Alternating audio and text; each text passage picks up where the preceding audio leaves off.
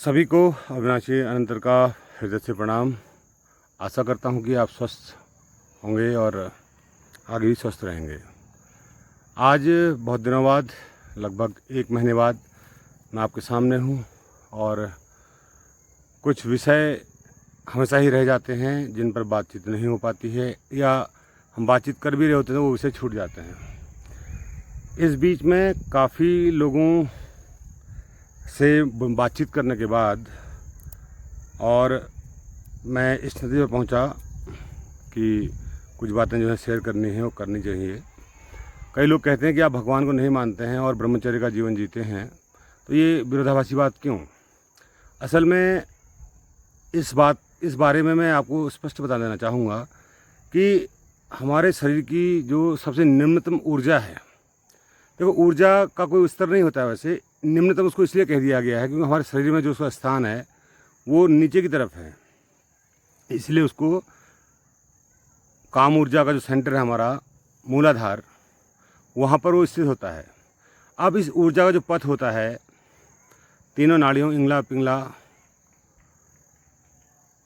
सुषुम्ना से होते हुए जब ये ऊर्जा ऊपर की ओर गति करती है तो ये सहस्त्रार चक्र में पहुँचती है और यही ऊर्जा हमारे जीवन में परम रहस्य के द्वार खोलती है।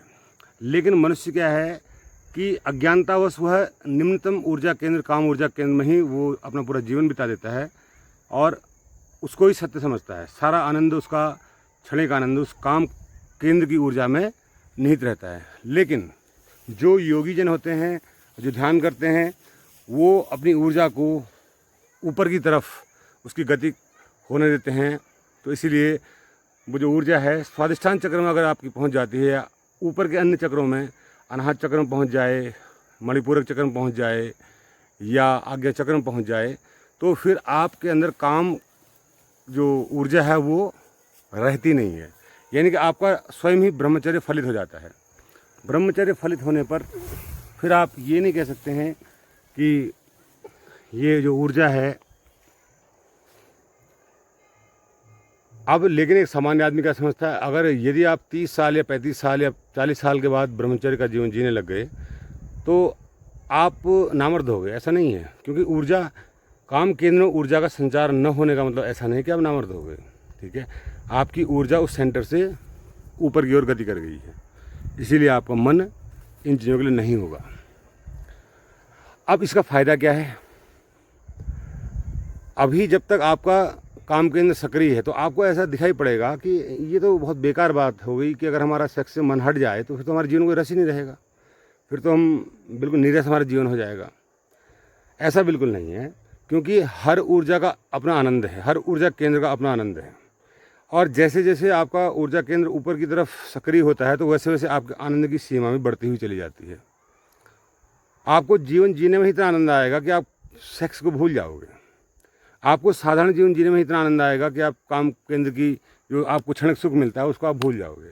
इसीलिए ब्रह्मचर्य फलित होता है ध्यान करने से, ब्रह्मचर्य फलित होता है योग करने से, ब्रह्मचर्य फलित होता है होशपूर्वक काम क्रीड़ा में उतरने से। तो अब एक प्रश्न ये है कि सामान्य आदमी इस सेक्स एनर्जी को कैसे कन्वर्ट करे। तो तंत्र सूत्र में बहुत सारी विधियां दी गई हैं इसकी कि आपको किस प्रकार से काम केंद्र को निष्क्रिय करके अपनी ऊर्जा को उसके ऊपर की तरफ ले जाना है। लेकिन एक सामान्य विधि मैं आपको बता देता हूँ। सबसे पहले इस विधि को आप 3 साल का एक कोर्स मानिए। जैसे आपके बच्चे हो जाते हैं, माना आपने जो फैमिली स्ट्रक्चर है आपका पूरा हो गया, कंप्लीट हो गया, आपको जो भी बच्चे पैदा करने हो आपने कर लिए, उसके बाद आप इस प्रयोग में उतरें। आपने क्या करना है कि सबसे जो पहला प्रयोग करना है वो ये करना है, कम से कम 2 महीने तक आपने अपनी पत्नी के साथ या किसी भी स्त्री के साथ संबंध नहीं बनाने हैं, पहला स्टेप। और उन 2 महीने के अंदर आपने एक काम और करना है कि आपने जब भी आपका सेक्स करने का मन करे तो आपने केवल उस मन को देखना है बस, कि कहाँ कहाँ हरकत हो रही है, यानी कि किस सेंटर में आपकी हरकत हो रही है, कैसा आपका मन कर रहा है। ठीक है, तो आप उस पर अपना पूरा ध्यान बनाए रखें। और तीसरा जो आपने इस 2 महीने के अंदर करना है वो करना है कि 1 घंटा आपने ध्यान करना है। ध्यान कैसे करना है, आपने पहले 10 मिनट में गहरी गहरी सांस लेनी है, इतनी अराजक सांस लेनी है कि जिसकी जितना आप ले सकते हैं, जोर जोर से, लाइक दिस। आपने 10 मिनट तक अपने पूरे शरीर को क्या बनाना है, ऊर्जा कवच से ढक लेना है। उसके बाद के जो आपके 50 मिनट होंगे वो आप किन चरणों में करेंगे वो आप सुनिए। 10 मिनट आपने सक्रिय ध्यान करने के बाद अगले जो 10 मिनट हैं वो एकदम आप शांत हो जाएंगे, एकदम शांत, नॉर्मल सांस, एकदम शांत हो जाएंगे और अपने विचारों को, क्योंकि आप जब का जो शरीर है वो एकदम, जब आपके माइंड में ऑक्सीजन का लेवल बढ़ जाता है तो आपके विचार आना बंद हो जाते हैं। तो उन विचारों को आप देखेंगे और अपने सांस के प्रति सजग रहेंगे। सजग रहना आपने अपनी सांस के प्रति कि सांस आ रही है, सांस जा रही है। ये 20 मिनट आपके हो। अब 40 मिनट में के का जो स्टेप है वो क्या आपने कैसे करना है। फिर अगले 10 मिनट से लेके 20 मिनट तक आप एकदम निष्क्रिय अवस्था में रहेंगे। आप अपने शरीर को शिथिल छोड़ दें, मन को शिथिल छोड़ दें, पूरे विचारों को शिथिल छोड़ दें, एकदम शांत हो जाएं, एकदम शांत हो जाएं। और अब फिर अगले 20 मिनट में आप शव प्रक्रिया करेंगे, यानी कि आप लेट जाएंगे जैसे शव होता है, जैसे डेड बॉडी होती है, ऐसे आप लेट जाएंगे और आप अपने आप को ऐसा समझेंगे कि मैं मर चुका हूँ, यानी कि मैं अब शरीर में नहीं हूँ। ऐसा भाव आपने अपने आप को देना है। और तब आप इस प्रयोग को अगर आप 2 महीने तक करेंगे लगातार, तो एक निश्चित ही आपके अंदर बदलाव दिखाई देगा, जिस बदलाव की आपने कभी कल्पना भी नहीं की होगी। और ये जो काम क्रीड़ा में उतरने की विधि है, इसका मैं अलग से कोई वीडियो बनाऊंगा स्टेप बाय स्टेप कि आप काम क्रीड़ा में कैसे उतरें और काम क्रीड़ा के दौरान आपको क्या क्या सावधानियां रखनी है और कैसे वो प्रक्रिया को करना है। इसके लिए मैं एक अलग सा वीडियो बनाऊंगा और उसको मैं ओपन नहीं करूंगा लिंक को, और जिसको ज़रूरत होगी तो वही लिंक उसको मैं दूंगा, ताकि वो सभी तक वो बात ना पहुँचे, क्योंकि उसका गलत अर्थ, गलत प्रयोग, क्योंकि वो तंत्र प्रयोग है और उसमें सावधानियाँ बहुत रखनी पड़ती हैं। अगर गलत तरीके से आपने वो प्रयोग किया केवल वीडियो देख के और इंस्ट्रक्शन आपने नहीं लिए, तो उसका गलत भी परिणाम आपके सामने आ सकता है। तो ये प्रक्रिया 3 साल तक चलनी है। 3 साल में आप काम से मुक्त हो जाएंगे और विचारों से मुक्त हो जाएंगे, और आपके अंदर जो स्वयं की ऊर्जा है उससे आप मुलाकात कर लेंगे और देख लेंगे कि क्या वो ऊर्जा है। और जैसे ही उस ऊर्जा से आपकी मुलाकात होगी, वैसे ही आपका मन जो है एकदम खाली हो जाएगा और आनंद की अवस्था में आ जाएगा। यानी कि आप 24 घंटे फिर आपको ध्यान की भी आवश्यकता नहीं है, आपको किसी भी चीज़ की आवश्यकता नहीं है, इवन आपको खाने की भी आवश्यकता बहुत कम पड़ेगी। और जो बाहरी जो चीज़ें हैं, आपका जो जब इनर जो आपके सेंटर हैं एनर्जी के, वो सक्रिय हो जाते हैं, तो आपकी जो एनर्जी है वो आपको फिर पारलौकिक क्षेत्रों से मिलने लगती है। यानी कि आपको इहलौकिक जो क्षेत्र हैं आपके, यानी भोजन है, पानी है, इसकी ज़रूरत कम रहने लगती है। कि आपने देखा हो योगियों को, अधिकतर कई ऐसे योगी हैं हमारे भारत में अभी भी मौजूद हैं कि कई जो जीवन भर नहीं खाना खाते हैं, और कई तो ऐसे भी हैं जो पानी भी नहीं पीते हैं, फिर भी वो जिंदा हैं।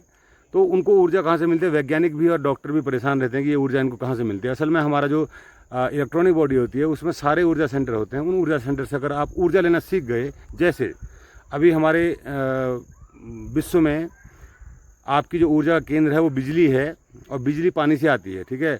अब लेकिन कभी और एक ईंधन के तौर पे आप पेट्रोलियम का यूज़ करते हो, जो आपकी धरती के अंदर से आता है, लेकिन इसका एक क्या है, एक सीमा है, एक सीमा तक आप उसका उपयोग कर पाएंगे। और एक दिन ऐसा आएगा कि जब आपके अंदर आपको गैस भी नहीं मिलेगी, और जो खाना पकाने वाली गैस और जो पेट्रोलियम है वो भी नहीं मिलेगा, क्योंकि संसाधन ख़त्म हो जाएंगे।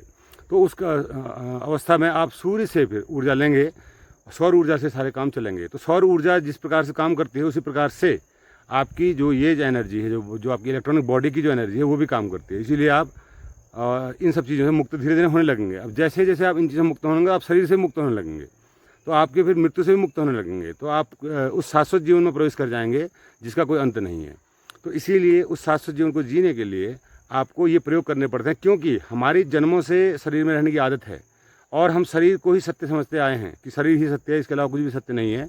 तो जब तक आप शरीर के पार क्या है इसको नहीं जान लेते, तब तक स्थिति चिंताजनक रहती है। आदमी दुख में रहता है, परेशानी में रहता है, टेंशन में रहता है, अवसाद में रहता है, चिंता में रहता है।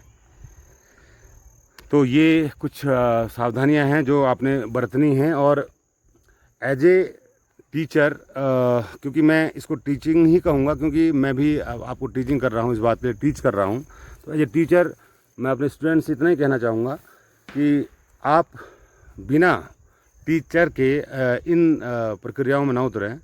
और देखो, जीवंत गुरु का होना ज़रूरी है। जो गुरु उस स्तर तक पहुंच चुका है, जो उस ऊर्जा लेवल को जान चुका है जहां पर खतरे होते हैं। देखो, आप इनर बॉडी के साथ अगर कोई प्रयोग करेंगे तो डेफिनेटली वहाँ खतरे होंगे, क्योंकि वो ऊर्जा आपकी बहुत, जैसे इलेक्ट्रॉन के अंदर, प्रोटॉन के अंदर, न्यूक्लियस के अंदर बहुत सारी ऊर्जा होती है, परमाणु बम बन जाता है। उसी प्रकार से आपकी कुंडलिनी जो शक्ति है वो बहुत ही ऊर्जा से भरी पड़ी है। और वो ऊर्जा अगर उसको आप संभाल नहीं पाए तो आप जो है उससे आपके साथ कुछ भी दुष्परिणाम घट सकते हैं। इसीलिए उस ऊर्जा को संभालने के लिए पहले आपका विशाल होना जरूरी है, यानी पात्र का विशाल होना बहुत ज़रूरी है। यानी कि आपका मन संकीर्ण ना हो, आपका जो हृदय संकीर्ण ना हो। आप जब इन विचारधाराओं से मुक्त हो जाएंगे, संकीर्णता से मुक्त हो जाएंगे, तभी आप उस ऊर्जा को संभाल सकते हैं। अन्यथा अगर आप केवल शक्ति को प्राप्त करने के लिए, शक्ति का अनुसंधान करने के लिए वो प्रयोग करते हैं तो वो ऊर्जा संभालना फिर मुश्किल हो जाता है। इसीलिए ऐसा प्रयोग कई लोगों ने किए हैं और वो नतीजन उनको मानसिक अवसाद से गुजरना पड़ा, डिप्रेशन में चले गए और पागल हो गए। तो इस तरह की जो चीज़ें होती हैं वो होती हैं, और इनसे अगर बचना है तो आपने गुरु के सानिध्य में ही इन प्रयोगों को करना चाहिए। अब रही बात मानव आस्था की और उससे जुड़े हुए मेरे मित्रों की, क्योंकि हम दोनों का जीवन एक अद्भुत जीवन है और एक अद्भुत कहानी है जीवन की। मैंने अपना दिया जलाया तो मैंने प्रयोग के आधार पर ही वो रिश्ता जोड़ा, और ताकि एक ही दिया ना जले, कम से कम 2 दिए तो जलें। और फिर बाकी संतान जो हमारी साथ आई हैं तो उनके भी हम उस प्रकाश को जलाने की कोशिश पूरी कर रहे हैं और जलेगी, ताकि ये जो क्रम है ये बना रहे। क्योंकि मैंने आपसे पहले ही कह दिया था कि ईश्वर को हम नहीं मानते हैं, और मैं खुद नहीं मानता हूँ, और ईश्वर जैसी किसी चीज़ का आपको कोई अनुभव कभी भी नहीं होता है।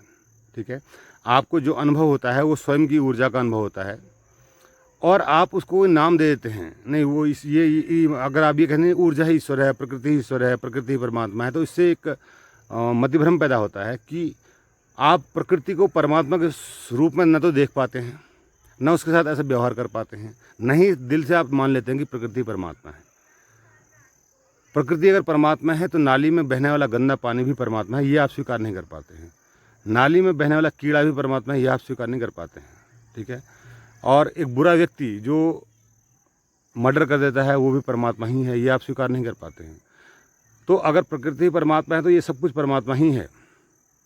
इसीलिए परमात्मा शब्द से मुक्त हो जाना बहुत ज़रूरी है।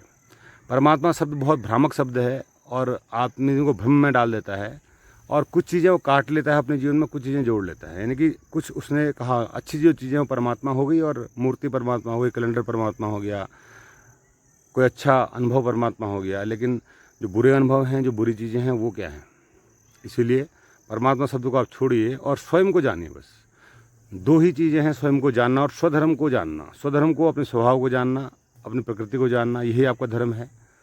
और स्वधर्म को जानना, यही हम दोनों ने महसूस किया और जाना और समझा है।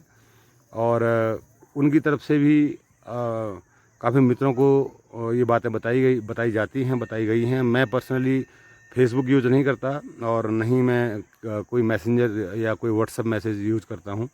हाँ, इतना है, मेरा ये जो चैनल है इसके माध्यम से अगर किसी को कोई क्वेरी होती है, कोई शंका होती है, तो मुझसे डायरेक्ट पूछ सकता है। मेरा नंबर वहाँ पर मौजूद है।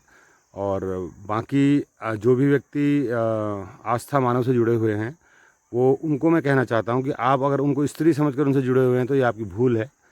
क्योंकि कोई भी जागृत जो आत्मा होती है वो न स्त्री होती न पुरुष होती है। देह उसकी चाहे स्त्री की हो चाहे पुरुष की हो। और आपने जीवन में अगर वाकई में प्रेम को जानना है, प्रेम को समझना है, और तो उसके लिए फिर आपको कुछ प्रयोगों से गुजरना पड़ता है, तभी आप उन चीज़ों को जान पाते हैं, अन्यथा भटक जाते हैं, है ना। तो ऐसे सभी लोगों का हमारे आनंदलोक आश्रम में स्वागत है। जो लोग भविष्य में वहाँ पर आना चाहते हैं, शिविर ज्वाइन करना चाहते हैं, या हमें सुनना चाहते हैं, हमसे कोई सीधे प्रश्न करना चाहते हैं, या हमको देखना चाहते हैं, तो वहाँ आ सकते हैं।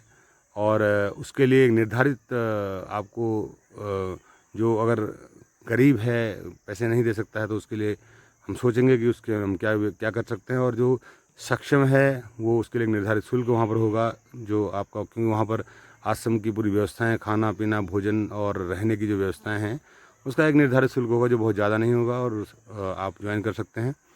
और इसमें हमारा कोई कमाने का उद्देश्य कुछ नहीं है, क्योंकि न कमाने का उद्देश्य है, न भीड़ इकट्ठा करने का उद्देश्य है। केवल उद्देश्य इतना ही है कि जो भी लोग साधक आएँ वो असली साधक आएँ, और खाली टाइम पास करने वाले, देखने वाले, तमाशा देखने वाले, तमाशा में इन लोगों की वहाँ कोई ज़रूरत नहीं है। जिनको वाकई में सत्य की प्यास है, सत्य को जानने की इच्छा है, उन लोगों के लिए वो द्वार खुले हुए हैं। और आने से पहले भी आपका एक हल्का हम इंटरव्यू लेंगे, तभी हम आपको वहाँ अलाउ करेंगे। वैसे वहाँ अलाउ नहीं करेंगे, क्योंकि कुछ चीज़ें ऐसी होती हैं जो हमको जाननी बहुत ज़रूरी हैं कि कई ऐसे संतों का इतिहास रहा है जिन्होंने सबके लिए द्वार खोल दिए और बाद में वो उसका दुष्परिणाम सामने आया। ओशो को ही आप ले लीजिए, उन्होंने आश्रम के द्वार सभी के लिए खोल दिए, और वहाँ पर ये बातें प्रचारित हो गई कि वहाँ पर तो ये डांस होता है, सेक्स फ्री है, और इस तरह की चीज़ें, घटनाएँ आश्रम में होती हैं, और ये सब चीज़ें होती हैं। तो ऐसा उन लोगों को अजीब सा लग सकता है जो कट्टरवादी लोग हैं। तो कट्टरवादी लोग बिल्कुल इस चीज़ के लिए बने नहीं हैं। जो हिंदू कट्टर हैं, मुस्लिम कट्टर हैं, उनके लिए अध्यात्म है ही नहीं। अध्यात्म उन लोगों के लिए जो वैज्ञानिक प्रवृत्ति के लोग हैं, जो खोजी प्रवृत्ति के लोग हैं, उनके लिए अध्यात्म है। और जो कट्टर देवता को मानते हैं, ब्रह्मा विष्णु महेश शक्तियों को मानते हैं, माता रानी को मानते हैं, या कोई भी किसी प्रकार से भी भगवान को मानते हैं, उनके लिए अध्यात्म बना ही नहीं है। उनके लिए क्या है, बस वो कट्टरता में जिएँ और कट्टरता में ही जो है मर जाएँ, ठीक है। और उनको कोई उपलब्धि ना हो संसार में आने के बाद, वो बिना उपलब्धि के संसार से कूच कर जाएँ, यही उनकी नियति है। और जो लोग वैज्ञानिक हैं और प्रखर हैं और बुद्धिमान हैं, बौद्धिक हैं, और प्रश्न उठाना जानते हैं, तर्क करना जानते हैं, सत्य को कसौटी में कसना जानते हैं, उनके लिए ये दरवाजे खुले हैं। अध्यात्म का अर्थ ही ये क्या होता है कि अध्ययन करना, और आत्म में स्वयं का अध्ययन करना। जो चाहते हैं वो हमारे आश्रम में आ सकते हैं, और जो हमारा अध्ययन करना चाहते हैं कि हम कौन हैं, उनके लिए कोई जगह नहीं है। जो ये अध्ययन करना चाहते हैं कि इनको क्या आता है, क्या इनकी उपलब्धि है, उनके लिए यहाँ कोई जगह नहीं है। वही लोग यहाँ पर आनंद लोक में आ सकते हैं जिनके अंदर ये भूख है। तो आपका स्वागत है, और आप अपना नंबर आस्था मानव जी को दे सकते हैं, वो आपको कॉल करेंगे। फ़िलहाल तो मौन अवस्था में हैं, लेकिन फिर भी वो आपको, या वो नहीं करेंगे कॉल तो हम करेंगे, हम नहीं तो कोई और करेगा, कॉल आपको आएगी, और उसके द्वारा ही हम तय करेंगे कि किसको आश्रम में प्रवेश दिया जाए और किसको आप प्रवेश न दिया जाए, ठीक है। तो ये सब चीज़ें आप ध्यान में रखें। और मैं कौन हूँ, मैं क्या हूँ, ये आप न सोचें। आप ये सोचें कि क्या मैं इस दरवाजे से निकल सकता हूँ, प्रवेश पा सकता हूँ, और अपनी अनंत यात्रा में जा सकता हूँ। तो ये द्वार आपके लिए खुले हैं उन लोगों के लिए जो सत्य की सचमुच में यात्रा करना चाहते हैं, और उनके लिए बिल्कुल भी नहीं जो केवल कौतूहलवश हमसे जुड़े हुए हैं। सभी को बहुत बहुत धन्यवाद, प्रणाम। आशा करता हूँ कि आप मेरी बात समझ रहे होंगे।